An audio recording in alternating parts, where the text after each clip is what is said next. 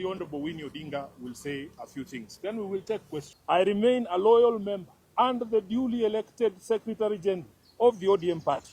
I remain committed to the struggle for a fair, just and democratic Kenya. As I navigate this period, I ask for your prayers and goodwill, but most importantly, for all of you to remain vigilant in guarding the freedoms that Raila Odinga taught us never to compromise over.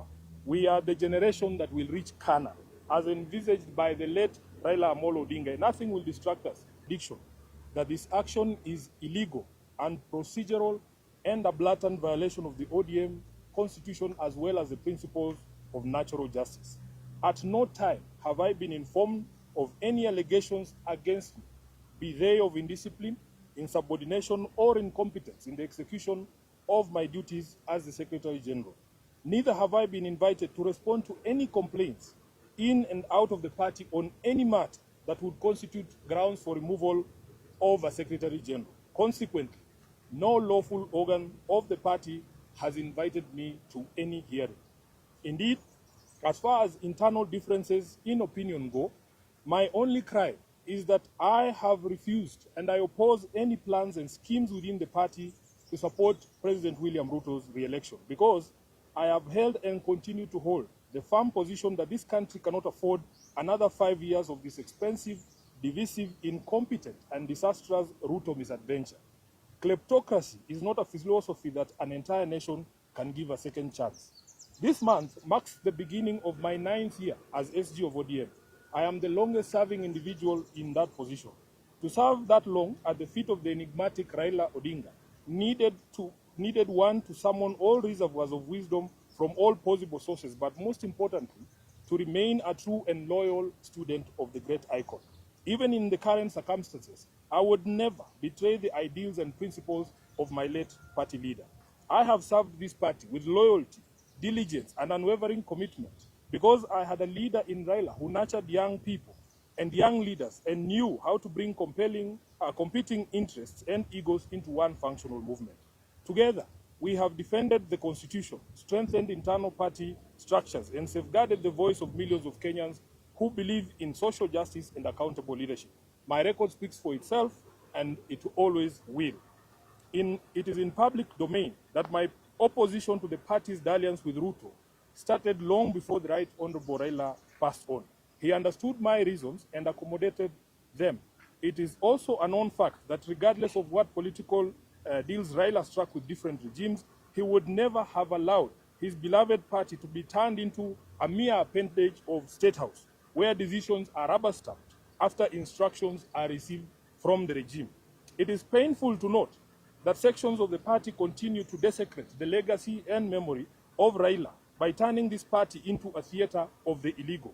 Just last week, on 3rd February, a Gazette notice was released purporting to legitimize the recent changes in party leadership, with the rider asking for public input within 7 days, even though the stated date had lapsed by 3 weeks. Essentially, those who now purport to run the party are aware that, for instance, the new party leader was installed unprocedural and unconstitutional. These shortcuts and illegal edicts reflect the bad manners that progressive institutions and individuals pick up as soon as they get cozy with William Ruto. I leave it to the party members to judge if this really is the path that the Right Honorable Raila Odinga had set for us. Just 4 months after his death, we can all agree that Raila must be turning in his grave. In recent times, many respected personalities within the movement have reached out to me and the rest of the leadership, seeking a middle ground of unity, at least until the National Delegates Convention is called.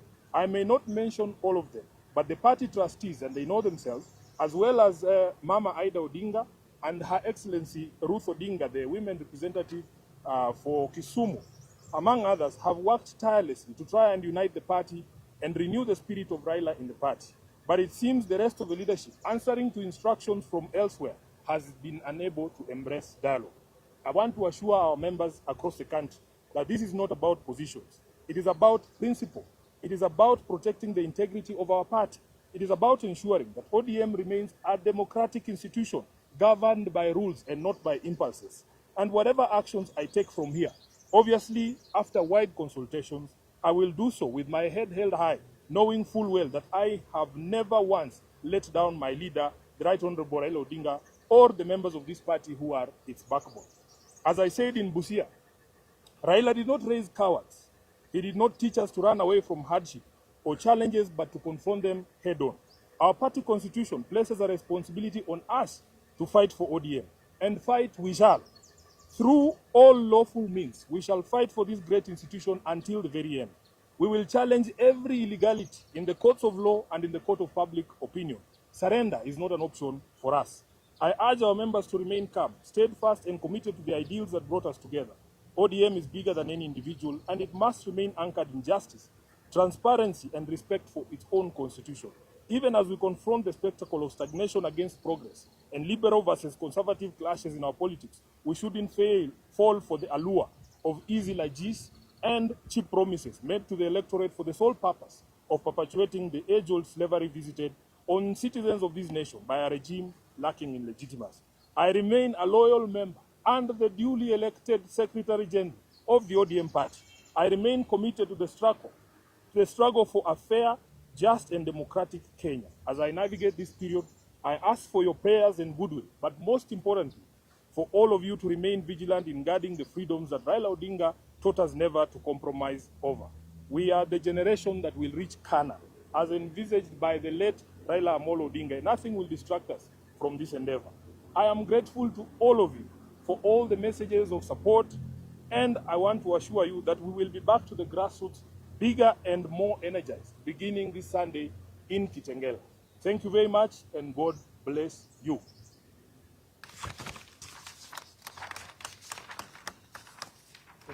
So we will allow the Deputy Party Leader to say a few things. The Honorable Governor James Orengo will say a few things, and the Honorable Winnie Odinga will say a few things. Then we will take questions. Thank you.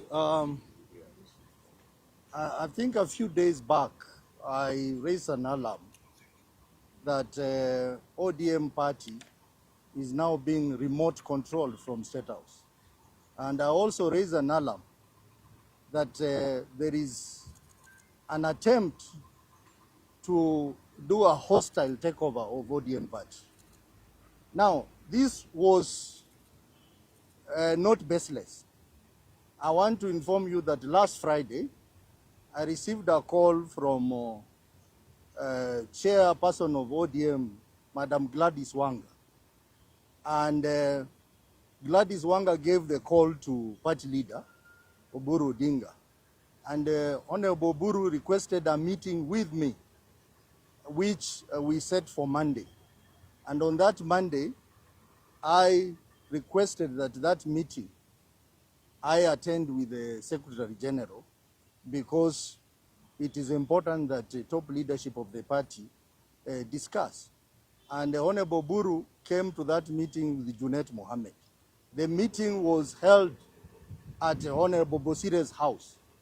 And also we had our trustee, Amos Wako. And in that meeting, we raised a number of issues. One, which we agreed that the meeting of NEC that had been scheduled for Mombasa be delayed, be postponed until we get consensus in the party. We also agreed a team of trustees led by our elders, Honorable Amos Wako, Honorable Anyang, Honorable James Orengo, Honorable Bosire, and others, continue with the mediation process in the party. I am surprised that Honorable Buru told us that he needed to consult further. That consultation, he did not consult it with other key stakeholders in the party, but they proceeded that night to State House to consult William Ruto. And that's why two of us did not attend the next meeting in Mombasa, because we were waiting for feedback from Honorable Buru as to whether the next meeting in Mombasa is happening or not. I am surprised that they went ahead and made very, very critical decision of removing Honorable Sifuna as the SG. I want to call upon the membership of this party to stand firm and resist the efforts by President William Ruto to hostilely take over this party. We will not allow him. We will not allow him to have his way. And I know that many other leaders are going to join this cause. So we want to ask our members, especially in our stronghold, to remain calm, that Sifuna is going nowhere. And I had said that if Sifuna goes, I will also go. I want to say that these members have agreed that we will fight the war, and we still recognize Sifuna as our legitimate Secretary General, as you will discover shortly. We want to say that there is a pair in this party which is an axis of evil. They know themselves, I'm not going to mention their name, who are working day and night to assist William Ruto to wreck this party. We will not allow you. And that's why we are saying, from this weekend, we are going to the people. We are going to our supporters, starting with Kitengela on Sunday, and on 21st, we are going to Vihiga, Kakamega, and Bungoma. So our people stay firm. We are not about to give up. We will